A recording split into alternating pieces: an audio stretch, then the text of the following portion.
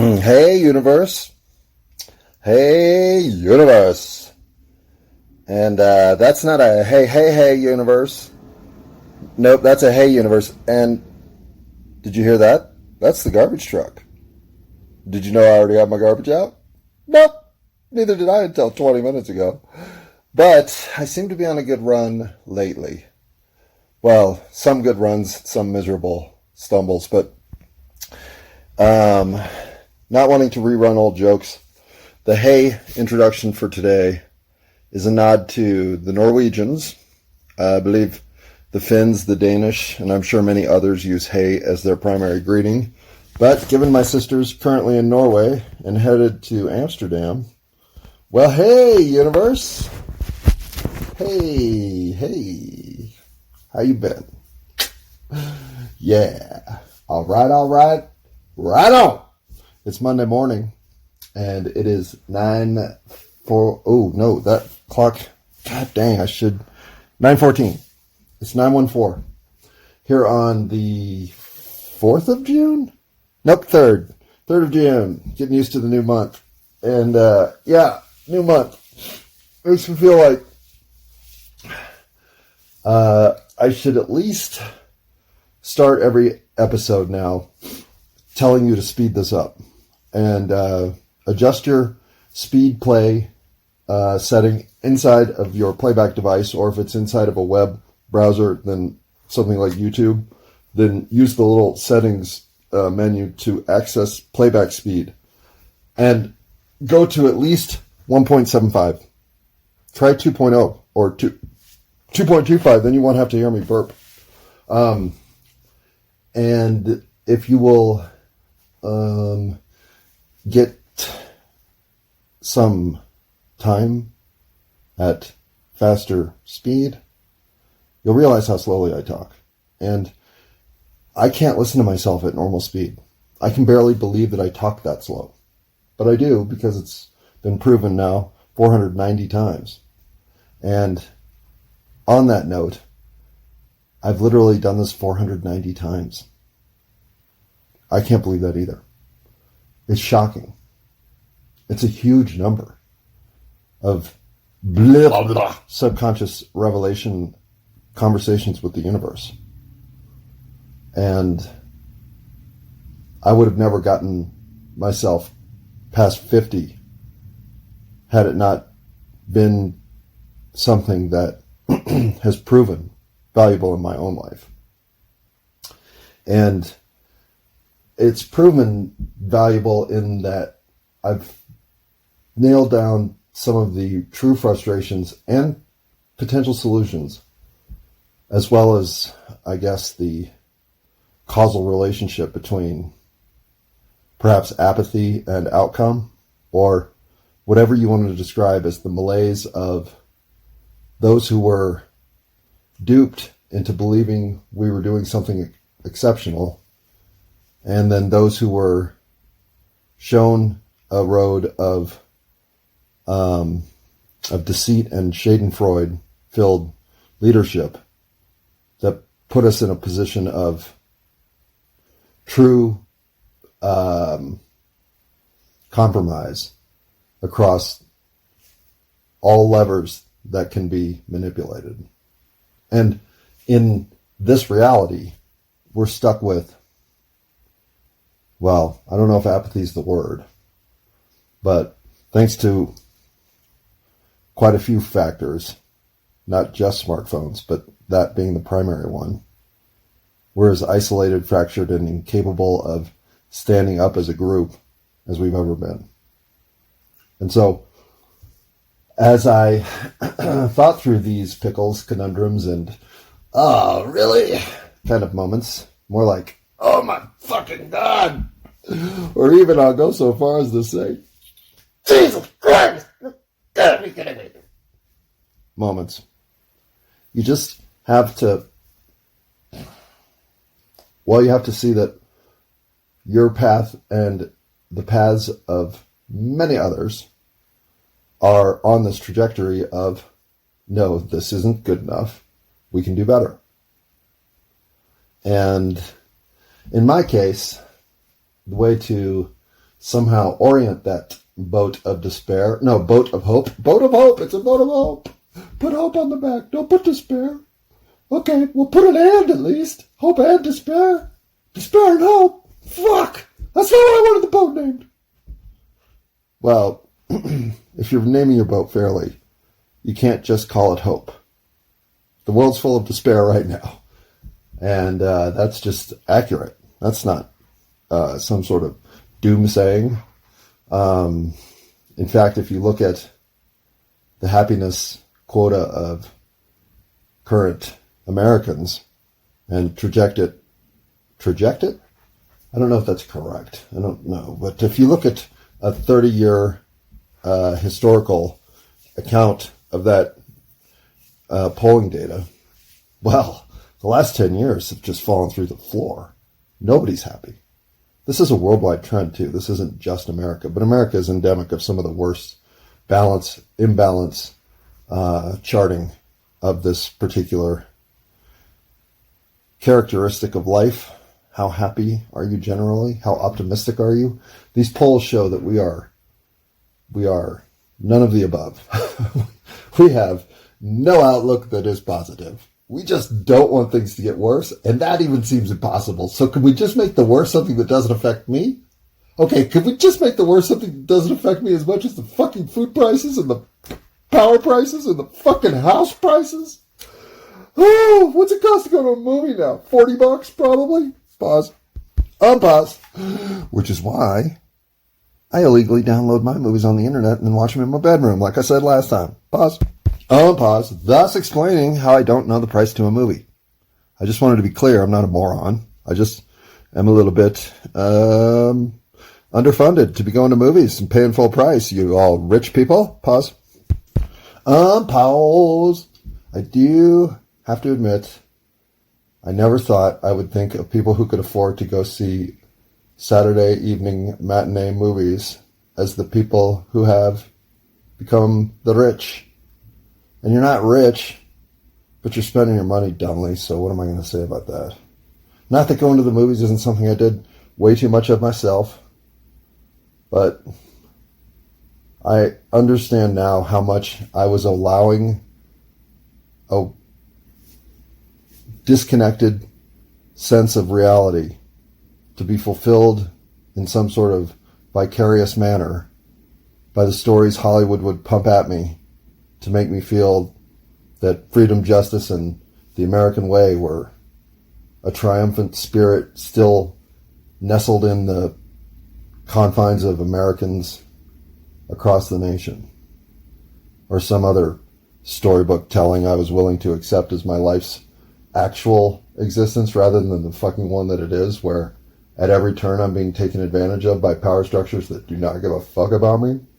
I mean, I'm not that cynical. I'm really not. I just kind of think that's really the story. Right? Pause.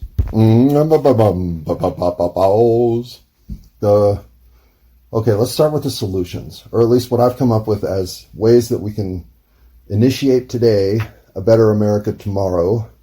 And if we, in any regard, can show some level of course correction toward the good as the American nation that we used to be, well then, we'll have the world's attention. This is an opportunity to transform the world for the better. And all we have to do is fix the ship that's about to sink here before it goes down. The question is, are we up for it? So, those of you sitting around going, well, I don't know what to fucking do. I mean, you say we got to course correct the ship. You think I'm the captain? You think I can do anything with out that spinny wheel? What am I going to do? Hope for the wind to change? Well, okay. We'll have a wind blowing ceremony over on the poop deck at 4:30 this afternoon. Unless it rains, we're going to move that into the Aloha room at that point. So, did everyone hear 4:30? Yeah. Oh, yeah. We're 16:30. I forget we're on a boat. Pause.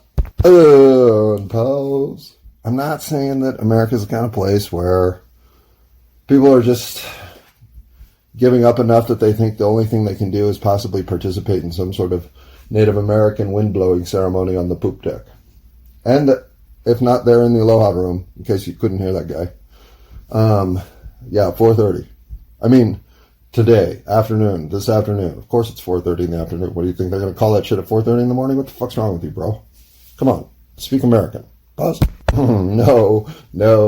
I don't think the conversation on the poop deck this afternoon is going to have any bearing on what happens in America. That's not going to work. No. What will work, though, and what is so simple, it took me a while to understand that this is how easy it is that we just start living the nation that we want it to be. And I know that sounds like I just finished some book on thinking and manifesting your way toward abundance. But no. But yes, at the same time, if you don't want this reality, change it. And that's as simple as it gets. The things you can do to change this reality are you can step outside your door, you can knock on your neighbor's door, you can get to know them, you can go down to the local pub and have a water and a basket of fries and talk to the 3 people who sit down nearest you and find out who they are. You can show an interest, just a general level interest, in the people around you, regardless of how you came into them on their Instagram account and how much pre-scrolling you've done to figure out who they are, to decide if you even want to make the attempt to direct message this person and tell them, I like what you're doing. These forces of exposure that have contaminated, in my opinion, the younger generation have separated them from the simple pleasure of just having a conversation with somebody you don't know, but actually have something in common with that you're about to discover. It's not necessary for you to overlap 80% with someone before you're willing to accept the possibility that they could come into your orbit. The people you want in your orbit are the moons and the other planets with rings that you didn't even know about. The idea that we've cultivated our reality into a groomed echo chamber of everything we want to hear reinforced about ourselves, well, to me, is the biggest nut to crack. And so I get on here and I try to describe, A, that situation exists, and B, that there are solutions. So one of my solutions is that we change the everyday greeting from how you been or what you've been up to how you going to be. We are constantly looking forward at our lives with the dread of the possible catastrophes that await us, instead of just realizing that among those of us who we actually talk to, how you going to be? Well, I got to take that real estate test on Thursday, and I have not studied for it. That book's like 1,200 pages, so I got to read that thing the next 3 nights. But other than that, I'm going to be looking for coffee, I suppose. Whatever it is, just having the community know what they're up to and what they're going to be doing, instead of where they've been and how they've been getting hosed. How you going to be has optimism in it. How you been can't be done anything about. And it also indicates that the only thing that matters about where you are now is where you've just been, instead of where you're about to go. So things like that to me may be kindergarten philosophy engaged, but the framing of our daily lives and how we perceive what's next and what's coming matters. It always has to me, at least. Pause. Pause. And that's kind of what I mean by manifesting your own abundance. You got to be thinking optimistically about what's coming and what your next potential steps in this reality are going to be, or you can't have an optimistic outcome as a framework for your own reality. And yeah, man, it's been hard lately. How can you be optimistic when every time you go to the grocery store, you literally have to put something down because I'm not going to pay that for that. That's too much. We all do it now. And that reality is fucking ridiculous. I mean, let's be honest, right? Pause. Prickly on pause. I don't feel very prickly right now. Maybe you do. So if so, then that alliteration wouldn't work with you. But it worked for me because today, no, I'm not prickly, I'm unprickly. Well, I wouldn't describe myself as either. If somebody said, how you been? I wouldn't say, well, rather unprickly. Maybe next time, though, that somebody asks me how I've been, that's what I'll respond with, just to see how they respond to that. I'll bet it makes them prickly. Pause. Pause. All right, so I will use fun and friend because I need to get to my final answer on the prickly, unprickly predicament. And we're thinking, let's call, who should we call? Nope, we're going to pull the, nope. In fact, I'm not going to use one of my lifelines here. Regis, I'm just going to go with a close friend only. So, what does that even mean? It means the next time a close friend says to me, how you been? I'm going to say, unprickly. As opposed to, say, the cashier at King Soopers. Because if they say, how you been, sir? I'm not going to say, unprickly. How you been, mofo? Pause. Unpredictable on balls. Because now I'm a little prickly, if we're being honest. Because now I'm thinking through things too much again. Because while I don't want to say that to the cashier, let's be fair. So it's good for me to have set that boundary because maybe I wouldn't set that boundary in real time and I would just react like a dumbass and go, oh, that's not the guy I meant to say that to. But if I've corralled my brain into thinking, you know who we could say that to? We could say that to Emily. And not Emily, my sister, the other Emily. Or we could even say that to some other people. But we don't want to say that to the cashier. So if I'm going to live my life in the 6th grade kickball framework in which it lives, then I've got to make sure that I'm playing the game fairly so that when I get around the bases and score, I feel like I did something that at least was uplifting in the overall contribution to karma sense. Like the minor joke / laugh that will be created with certain of my friends and the prickly potential wordplay response. Let's get this straight. These are the kind of people that like to get out the game of Scrabble in the park and play Scrabble because they're outside. Those kinds of people. Pause. Pause. And I'm guessing you don't have a whole lot of those people in your life. And as you might guess, I do. Pause. Unpolished on pause. I know, I finally got one that was fucking, well, yeah, duh. All right. So I also think a solution is we move to a whole new thought of government, or what I'll call structural bureaucracy. That which we as a collective agree needs to be harmonized in a legislative body structure to make things go as well as they can in this democratic republic we have created. What I mean is no more elections. Our elections are contaminated at a minimum, meaning that they are held in unaccountable framework. All of them. Well, maybe high school elections for head boy and head girl are still legit. But I would really need to see some paper balloting and some ability to audit if I was going to believe in them. Without that, and since I don't see that anywhere we vote, well then yeah, our elections are compromised. The data's out there. I've explained it numerous times. There are congressional records that prove this. But nothing's been done. So I say government by lottery.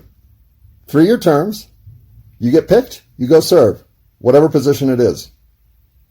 We're all up to serving. That's the point of communal leadership.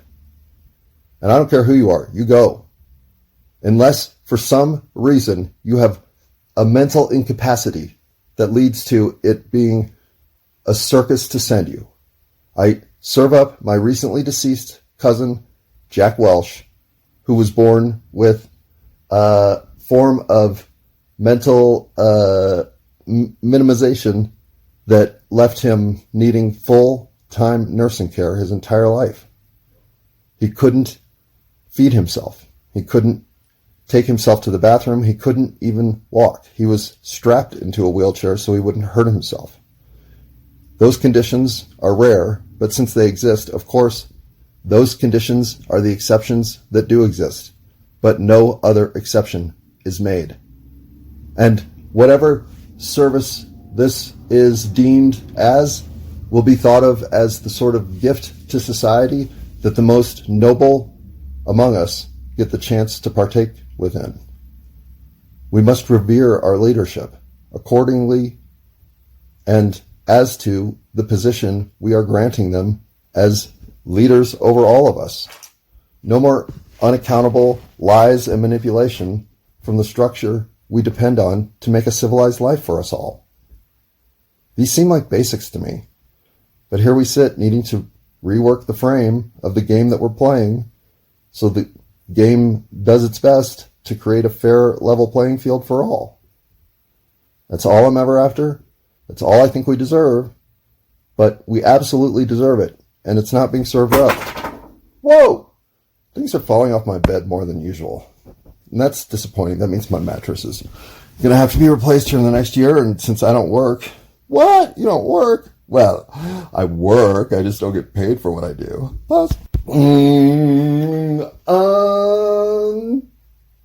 Plush unpause? No one would ever describe my life as plush. Having no job is a contributing, or even a contribution. It's one way that I've had to learn to be minimalist. I've been gluttonous. I've had stupid amounts of money in the bank, and then I've stupidly given it all to casinos. But I've done things in life that show me enough of a pull on the rubber band so I know what my central, tranquil, balanced frame of mind looks like and what it has to be if it's going to be stable. I have been imbalanced. I've been all over the map. And one of the pulls toward a kilter that I have succumbed to are American pursuits of the financial kind, especially through one's own effort in something called a career. And never did those feel like anything other than playpens you were putting me in as a full-grown adult, which I don't see many men in playpens, because that's not where we want to be, is trapped inside a 3x3 plastic cage. We want to be free. We want to be doing things that are stimulating to our growth of spirit and potential as the individual we manifested here as. And this is not an exclusion to men only.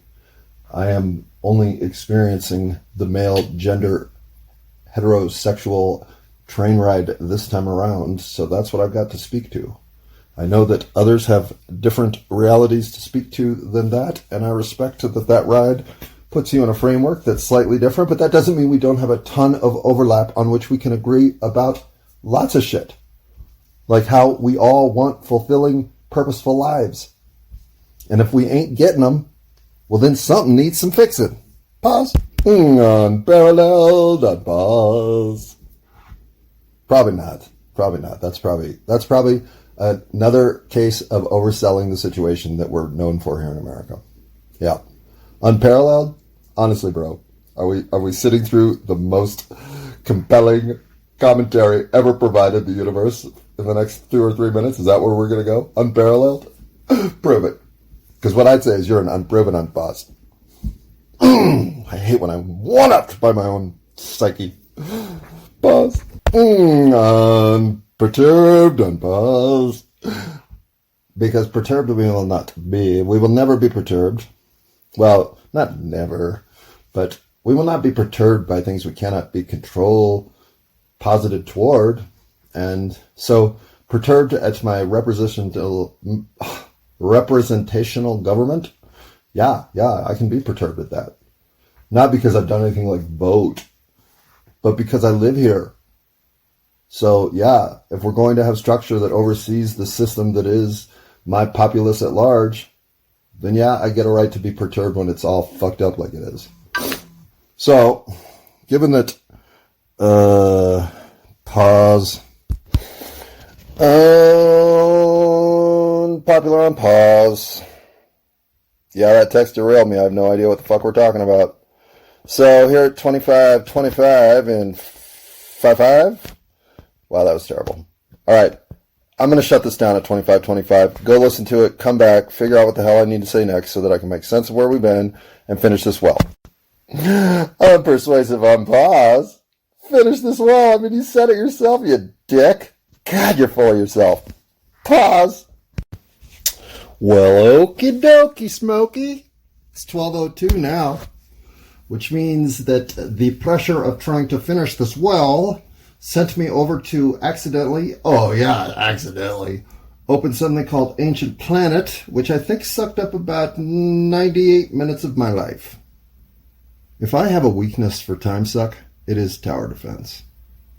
And I do not know why we're talking about this. I don't even know why I'm admitting this. This isn't a point of information I wanted to share with you, that you can send me, hey, the best new tower defense game that's coincidentally also free in the Google Play Store just passed 1 million downloads. Oh my God, I better check this out. I said every single time, right? Well, maybe not you, but that's not your weakness. Your weakness might be that Slingo game, which looks dumb. But how would I know it's not my weakness? Pause. Unpuckered on pause. Yeah, unpuckered. Fuck yeah, subconscious. Nice fucking work. That's maybe my favorite one ever. So unpuckered, have a seat. You're welcome to stay. We're really glad to see you showed up. Maybe next one will be even more playful. You got a friend with you there, unpuckered? Because, I mean, if you're unpuckered, I'd certainly like to meet your friend. Anyway, now that we are manifesting abundance in ways that we don't even want to see it, I do know that there are communities out there that are tightly knit still. They've got the kids all know each other and hang out on birthdays, and the parents are all communal and out on the weekends waving and helping each other trim each other's lawns, or whatever metaphors you can use for not being weird but being nice to each other. Those communities still exist, but they are rare. I mean, rare. And even the ones that are out there are still contaminated. They've got some Nextdoor app or whatever keeping those who are prone to think, yeah, but you know, Bill's always been too nice to really be that nice. You know, there's got to be something wrong with him. Nobody's that kind. So I've got my eye on Bill. Says, I'm going to say her name would be Nancy. Nancy. Yep. Nancy cannot believe how kind Bill has been the 13 years she's lived across the street with him. From him. Whatever. But then Nancy also knows that Bill drives a 1974, what would it be? It would probably be a Puch, saying a four-stroke sort of retro 60s motorcycle with a sidecar that has a Chihuahua in it. And she hates dogs. And the fact that he allows his dog shotgun seat in the superhero life that he lives, well, she's always found that a little suspicious. And he's always so friendly. So I get why Nancy's grown attached to thinking of her neighbors as hiding something nefarious. But that's just learned behavior. We used to think our neighbors were fucking normal, and sometimes would do stupid shit that we would be like, oh, there goes Bill running down the street naked again. Uh-oh, somebody call his wife. He's having a hallucination, or whatever. But it wouldn't turn into an incident of, holy shit, man, I live in this place where fucking things just go crazy. There was a guy running naked down the street the other day, and I swear to God, he must have raped somebody. I mean, who else would run naked down the street? says the paranoid leap jumper that we've all become. Yeah, situations that can occur across humanity are unpredictable, but rarely are they the kind of acceleration outside the norm or expansion of bandwidth outside the feeding capability of a community to deal with. We've forgotten what it means to be there for people who need us, or to be there when people are forced into a situation that we help. It's a big part of what your humanity rests most easy with, is having somewhere across your day been in a position where you were needed and could contribute in a way that you helped. So, again, the more you just wander into your community, whether it's a neighborhood park Shakespeare production or some volleyball tournament at the library, who cares? Sign up for some shit. Meet some people. Meet them in a way that you can say, I'm really here just to be experiencing the community without cell phones. It matters. It'll make your life so much more meaningful. And don't tell me you don't have the time. Yes, you do. Pause. Whoa. Uh-oh. Unpaved unbuzz. Unpaved? Okay, unpaved. Is that a word? Yeah, unpaved roads. Okay. Yeah, now that we go down this dirt bumpy back road that I warned you you've been on the whole time anyway, so don't act all pissed off about that. That's not my fault. I told you. Anyhow, here we are. And it's solutions like, how are you going to be? Well, you're going to be out in your community, right? You're going to be learning who the people next door to you are if you don't know. You're going to assume that even though you think they're weird and fucking not even worth giving a Christmas card to, or Hanukkah card or whatever, I'm not exclusionary, believe me. If you are not even one to give Christmas cards, or Kwanzaa cards, or if you're just the sort of person who is so afraid of talking to people that you don't know how to go knock on your neighbor's door and say hello, well, here's the best part. That always works. It always works. It always works. You may have to find some level of friendliness that you didn't know you have in your attempt to go and ingratiate yourself to your perimeter human being compatriots. But have that attitude, and it always works. We're proximity bombs, little human sacks of influence. And what even your crustiest neighbor foe is unaware of is how much your good cheer and gratitude as a neighbor in proximity will rub off on them. It works every time. We have forgotten this, don't get me wrong, but it works. So I'm just giving you a guarantee that if you are the kind of person who has trouble saying hello, well, there are two ways to start. One is to knock on the neighbor's doors who you see every day and say, hey, I'm blank. And I've had too many instances where I should have done this earlier, but let's just say it's nice to meet you. And go from there. But if that's even too much, well, then you got to go get a dog because, frankly, you are not very socially inclined. And a dog will at least help you understand how to accommodate one other thing in your life that you are paying attention to. Because once you have a dog enough, you'll have to walk it. And when you walk it, you're going to say hello to the people that you cross paths with as you walk your fucking dog. It will improve you as a social creature to the point, sooner or later, you'll be able to go knock on your neighbor's door. And then from there, well, the possibilities are endless. Pause. on political on pause. Actually, that was probably, I don't know if I can live by that, because obviously if we're going to progress as a nation, we either fix the voting machines or we get rid of them and go to government by lottery, which is my suggestion. But, whew, that was a yawn pause. Not sure why, but I am yawning at almost 12:30. Good for me. That's good. Well, it was at 12:21 though, so let's be numerific, right? That might mean something. 1221. What could that mean? Palindrome. I'm going to have a day that reflects back upon itself so that it mirrors itself identically, exactly. I wonder if that means we're going to have it 20.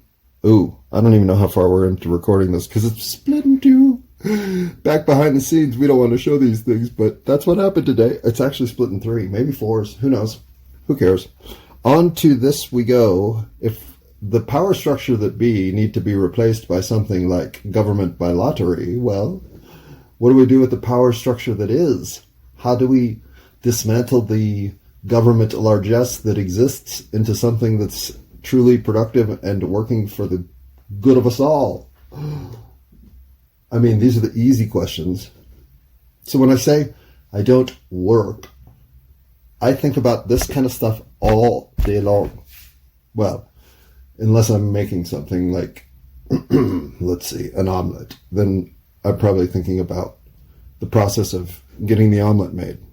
But otherwise, yeah, I get distracted by how to save the soul of humanity and how to progress as a collective body that exists now into the best, most fulfilling life all of us can achieve about all the time. Well, yeah, all the time. And it seems to me like the crisis is so acute that if we're not all willing to put some time toward this, if not devote a great deal more of our life pursuit toward these ends, we're going to miss our opportunity to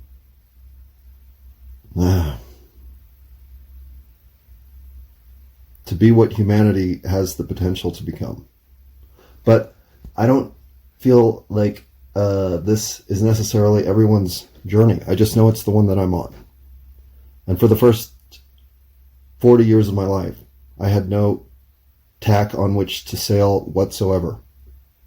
I just kept pushing around a universe I thought was chaotic and without consequence, as if nothing mattered. So when I say it's all my fault, I now see how influential even my misapplied energetic hurricane of activity leaves me now ready to be better, to improve, to do something of the value I could have been contributing all along in a capacity that leaves me knowing I came out somewhere meaningful. And if I can't convince you that that has enough purpose to consider whatever life pursuit you're doing in a capacity to find the same goals for yourself, then I don't know why I'm doing this. I mean, I don't even know why I'm doing this a lot of the time, but I don't know why I'm doing this for that reason today. Got a new one. Put it on the list. Unpickled on balls. Oh, yeah, I'm unpickled. I can't think of a pickle right now that I'm pickling, but not to get into the territory that Rick and Morty already killed so many fucking times over. Any pickle joke going forward, they just killed them. All of them. They killed them, every one of them. No more pickle jokes.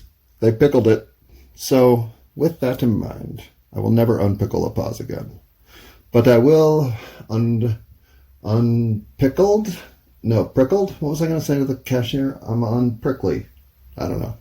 I've already forgotten that joke, but that's okay, because most of my ideas are dumb and should be forgotten, just like all of this recording, right? But if you're going to move forward, well, what sucks is that all those people in Washington, they just are so full of themselves. You know what I mean? They're going to be tough to get rid of. They're going to be tough to tell, we just want you to stand the fuck down and go away. Which is what really is what they need to hear. And I say, okay, listen, okay, here, hey, Ted Cruz or Lindsey Graham or who else? Clarence Thomas. I mean, all you got to go. It's not like I'm just singling you out. I'm just saying you're the most likely to be receiving the message of negativity that I'm intending to send. You shallow Rick Santorums. I mean, it's probably tough. I could have been any of you, so I'm not here to malign you all that much, just a little bit, because you did suck on the teat that is all of that grift and influence you fell for. But whatever. I'd have done the same thing. Mostly. Not all of it. Some of it. Not the pedophilia, though. What's up with that? You guys are weird. I mean, fucking weird. But we say that to you in the most apologetic for your state of insanity way. But you can understand why we just need to purge the system of all of you. The lobbyists, the judges, the influencers, the agents, the whatever other G-man is out there has to go. Now, I know this doesn't bode well for all of the future grift you had intended and all of the other advantage you had planned to take, that now we are saying no more. So that's why we're just going to say to you, we will forgive you for everything you did. And we will move you to wherever you want to go in Montana, Wyoming, or Nevada. And you can live there for the next decade, and then maybe you can move out of that state. But for now, those 3 states are kind of where we want to keep you. And you cannot be in politics locally or in any other capacity from here forward. You are tainted. We have to purge the system of the taint. And since you are the taint, there won't be any government for you in the future. But as a reward, we will continue to pay whatever salary you're making right now for the rest of your life, as long as you stay in that state and don't move. Or something like that, right? I mean, we're just going to have to essentially say, we get that you're like not going to like what we want to tell you have to do. So we're going to concede a little bit of our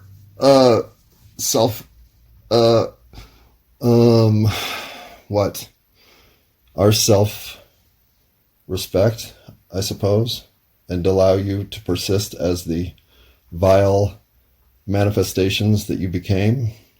But we are here to be inclusive. We can't not have a path forward for everyone. But to think that the influential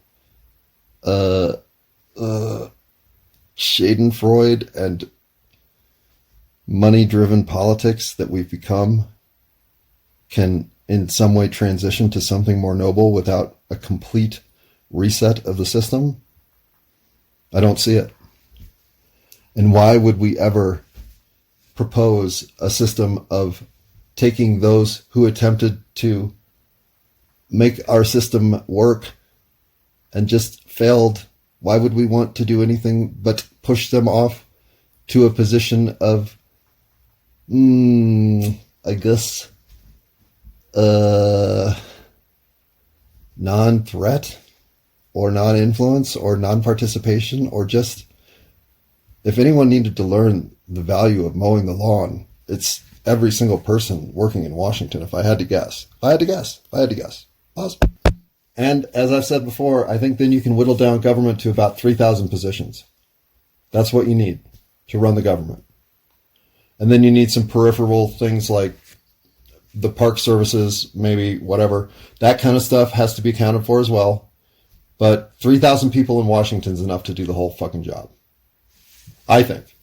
But we can debate this. This is what societies do. At least ones that wear togas and pretend they're enlightened, and those guys. And I mean guys, because I just don't see the women up there on those senator platforms like you'd expect. Nope, it's all dudes. Pause. Which I'm saying was wrong. Don't get me wrong. I'm saying that if you're not seeing the entire spread of human existence as the leaders waiting to emerge, you're missing the point. Every single one of us is here with purpose and to enlighten the spirit of all of us. We all came with that base spirit of purpose, of I got those words mixed up. But you know what I'm saying? We're all here to enlighten the collective. Believe it or not. Because if you don't believe that about yourself, there's another thing that you don't know about yourself that you should love. So many of those things about you. It's shocking sometimes. Pause. So Washingtonians, the reason you should say, yeah, we should take this deal is A, you know your soul needs it.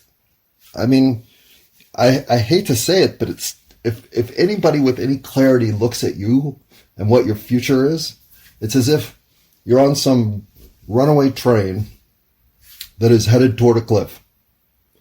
We can all see that except you, who is like leaning out the window of the train because all you can do is see all these dollar bills and offshore holding accounts and 14-year-old Native American cabana boys that, you know, that's what you keep picking up on the way to a destiny that is destruction waiting to enact. And so it's like, why would you keep dedicating yourself to an outcome that can only self-destruct? Step off the train. Take this opportunity to say what you know, those nightmare stress dreams that you're having, where you're trapped in some sort of predicament in which you haven't brought enough cleverness to figure out how to escape. Those dreams where you think I'm not smart enough, those panic dreams you keep having, it's because your analytical side is telling you you outsmarted yourself. You've put yourself in a situation where you think you somehow are going to beat a system that's always created self-destructed losers in the end. But, I mean, yeah, maybe you're the exception.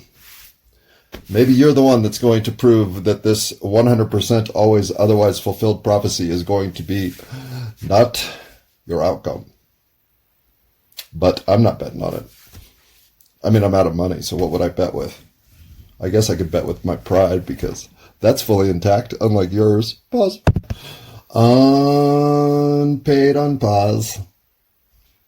I can also bet with my word because that's still intact as an unpaid, penniless pauper of the American spirit.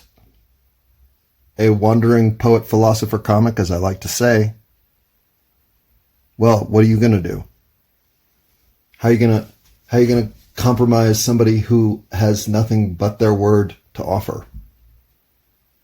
And I offer it with this grace of, we will accept that you have done what most of us might have, could have, should have, would have, could have, maybe not a lot of us wouldn't have, but some of us, you're just all sociopaths, psychopaths in some capacity. It's hard to relate to. But because that's essentially how you weeded yourself out from the rest of us, well, now self-identified, we're going to throw you in Wyoming, Montana, and Nevada. It's beautiful country. What are you talking about? You'll love it. Oh, Washington sucks anyway, man. It's so hot in the spring. Oh, the humidity. Washington, boo. Pause. Unprepared on pause. I've been mostly unprepared this whole time. But I am prepared to try to finish this up now because this has been long enough. So solutions are things like, okay, how are you going to be? Start thinking forward about being optimistic about your life. And get out and know the people that you live with, around, in community, among. Even if you're going to move next November, doesn't matter. These people are still energetically worth having connections with. And let's get rid of the votes. They're broken. Go prove it to yourself if you have to. Look up Clint Curtis. That's a great place to start.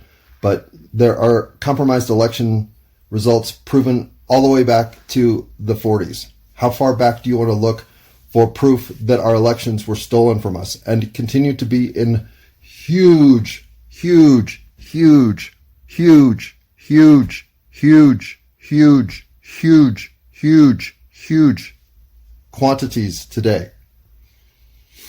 So, as long as that persists, nothing changes. There is absolutely zero reason that in this, the 21st century, where some satellite can take a picture of an ant crawling across a man getting proctal exam. Wait, what's that joke from Rodney Dangerfield? Sorry, Rodney. But let's face it, your brand of comedy was the midship sort of range of where comedy was, I don't know. I mean, do any of his movies stand up? Was he in Airplane? Because that movie stands up. Okay. Caddyshack does stand up. A little bit. Mostly. I don't know. The world's different today. And you got to adjust. And if we're not thinking forward as a community of people who just don't even remember if Rodney Dangerfield's funny, then I think we're looking at the wrong stuff. Maybe it's time to rethink how simple it would be to make monumental changes for all of us that would work an entire global system to the better. Or we can all hope that somebody else is on this shit, and that if it doesn't get some sort of solution-oriented redistribution of energy soon, it could all blow up. It seems like I'd much rather take action now while we still have a chance of being the self-empowered and righteously steering nation we're capable of becoming, rather than see those who have perfected the grift in the direction of their own self-interest. Well, if we don't just let them go and live in Montana, Nevada, and Wyoming, you got a better solution? Pause. Unpause. For the final time, I think I'll just stop here with, if apathy was the underpinning of the first 40 years of making a scenario worse and thus seeing places where it is all my fault, I will be apathetic no more. I think as citizens who are hamstrung by both technology and opportunities not available, that good people are waiting for something to say, yes, that's something we can achieve. Together, that's worth going for. If our elections are broken, we should fix them. If you haven't been out of your house to say hi to a neighbor in a decade, you should fix that. And if you don't realize that doing all of that is not just worth doing, but is part of how much loving yourself should be getting expressed in this reality, then you've got a little soul searching to do as well.